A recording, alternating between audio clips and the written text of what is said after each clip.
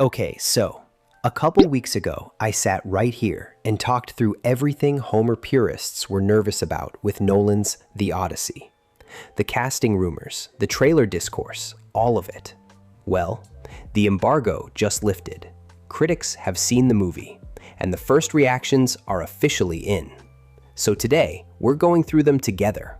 What's being said, who's getting praised, what's raising eyebrows. And by the end of this, I want to answer the question that's actually on my mind. So, might this thing actually be incredible? Let's get into it. Quick refresher for anyone who didn't catch part 1.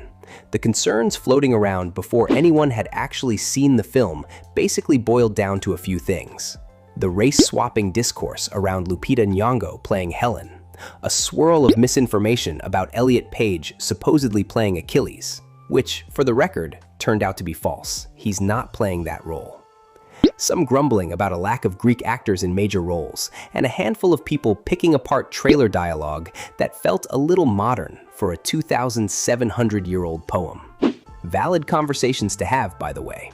I'm not here to tell anyone their concerns about adapting a text this sacred to a lot of people were wrong to raise. But now we actually have something to measure those concerns against. People who've sat in a theater and watched the finished film. So, did it land? Short answer, overwhelmingly yes. Almost suspiciously so, and I want to talk about that suspiciously in a second. But let's go through it. Variety's Jazz Tangcay called it an astonishing achievement and a triumphant, spectacular epic, and specifically praised the ensemble. Damon, Holland, Hathaway, John Leguizamo, Robert Pattinson, and yes, Lupita Nyong'o, as genuinely great, in some cases, career best work. Collider's Perry Nemiroff described it as a filmmaking feast and made the point that it's hard to imagine another filmmaker on the planet bringing this specific material to the screen at this scale. Now here's the one I think matters most for our conversation. IndieWire's David Ehrlich. He's historically one of the tougher, more clinical voices in film criticism, and he didn't just hand out a rave.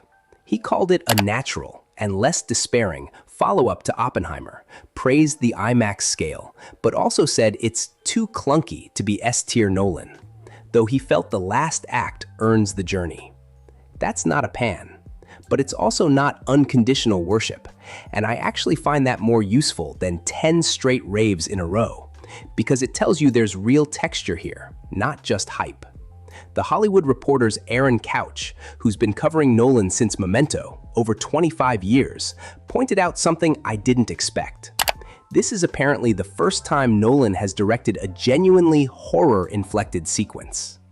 Multiple critics flagged the same thing, including a standout sequence built around Samantha Morton's character that a few outlets are already saying could be one of the best scenes Nolan has ever shot. On the performance side specifically, Robert Pattinson is getting singled out repeatedly for playing, from the sound of it, a genuinely entertaining villain.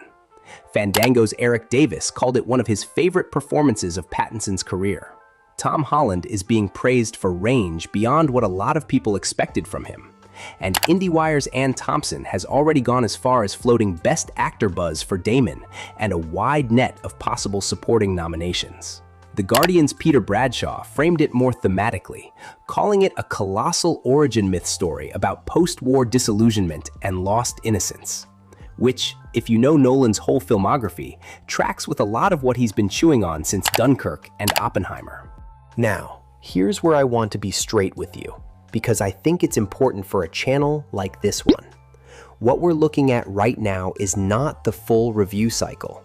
This is the first reactions wave, the short, punchy, embargo-lift social posts critics are allowed to post before the longer, scored reviews go up closer to release. Full reviews and the Rotten Tomatoes score that actually means something land around the 16th and 17th. That matters because early reactions like this tend to run hotter than final reviews. There's an adrenaline to walking straight out of a 3-hour IMAX epic and tweeting your gut reaction. Some of that enthusiasm always cools slightly once critics sit with a film and write the full 800-word piece. So my honest read, I don't think this is empty hype. When you get Variety, IndieWire, The Hollywood Reporter, Deadline, and The Guardian all independently landing somewhere between very good and genuine event cinema, that's a real signal, not a coordinated PR push. But I'd hold the masterpiece word a little loosely until the full reviews land next week. That's just good practice with any embargo wave, Nolan or not. What I do think is worth celebrating right now, going back to part 1 of this conversation, a lot of the casting anxiety seems to have been met with actual on-screen results. Nobody in this first wave is out here saying the ensemble doesn't work. If anything, the opposite. Nyong'o, Holland, Pattinson, and Morton are being called out by name as some of the strongest elements of the film.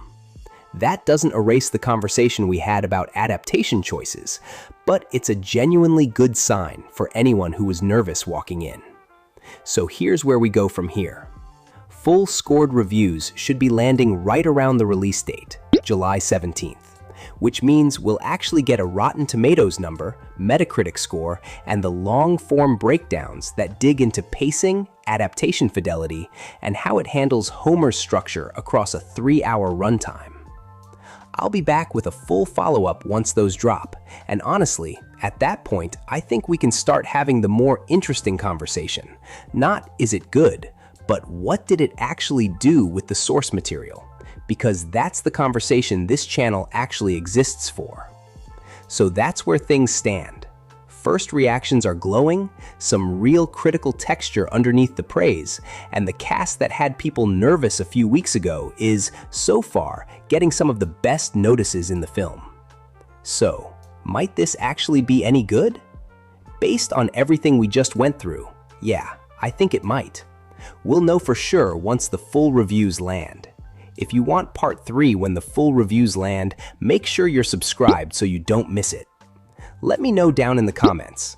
After everything we talked about last time, are you feeling better about this one? Worse? Or exactly the same? Thanks for watching. I'll see you in the next one.